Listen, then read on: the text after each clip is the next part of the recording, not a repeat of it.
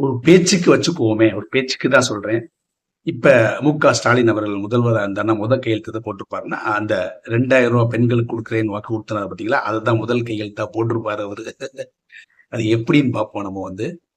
2021ல AIADMK government போறப்ப நான் positive நோட்டை சொல்ல விரும்புறேன். அவங்க போறப்ப கிட்டத்தட்ட 19 லட்சம் கோடி வருமானமா வச்சுட்டு போறாங்க. கடன் வந்து 4.75 லட்சம் 5 லட்சம் கோடி வச்சுக்கோங்களேன். அப்ப அதை வச்சு பேஸ் பண்ணி தான் எலெக்ஷன் மேனிஃபெஸ்டோ ப்ரிப்பேர் பண்றாங்க டிஎம்கே. 19 லட்சம் கோடி வருமானம் இருக்கு. அப்ப இதெல்லாம் செய்யலாம்னு சொல்லிட்டு அவர் 1000 ரூபாய் கடன், 1000 ரூபாய் பெண்களுக்கு உரிமை தொகை, பிளஸ் இந்த இலவச பஸ் அப்படின்னு வரணும்னா அந்த எலெக்ஷன் மேனிஃபெஸ்டோவை 2021ல சொல்றாங்க. ஜெயிச்சு வர்றாங்க. வந்த உடனே 5 கையெழுத்து போடுறாரு.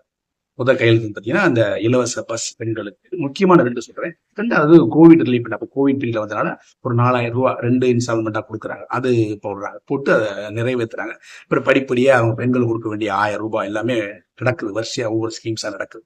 ஸோ இது 2021. இப்ப 2026லயும் வந்து எலெக்ஷன் மேனிஃபெஸ்டோ ப்ரிப்பேர் பண்றப்போ வந்து நான் நெகட்டிவ் நோட்லேயே சொல்ல விரும்புறேன். திமுக கவர்மெண்ட்டை பொறுத்த வரைக்கும் எல்லாரும் சொல்றோம் இல்லையா, 10.71 லட்சம் கோடி கடன் இருக்குன்னு.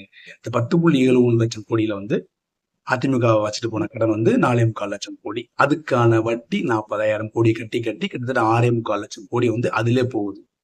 பிளஸ் 4 லட்சம் கோடி தான் கடன் வாங்கிக்கிறாங்க அந்த 4 வருஷத்துல இவங்களோட நலத்திட்டங்களை இம்ப்ளிமெண்ட் பண்றதுக்கு உள்ள இன்ஃப்ராஸ்ட்ரக்சர் எல்லாத்தையும் செய்யறதுக்கு. ஸோ 4 lakhs crore தான் வாங்கிக்கிறாங்க. இது நெகட்டிவ் சைடா சொல்ல போனா இந்த 10.71 லட்சம் கோடி கடனா வாங்கிக்கலாம் சொல்லலாம். பட் பாசிட்டிவ் சைடு ஒண்ணு இருக்குல்ல, அதை பார்க்கணும் நம்ம. இப்போ பாசிட்டிவ் சைடு பார்க்கும்போது 2021ல அதிமுகவோட வருமானம் பார்த்தீங்கன்னா, ஜிடிபி பார்த்தீங்கன்னா 19 லட்சம் கோடி.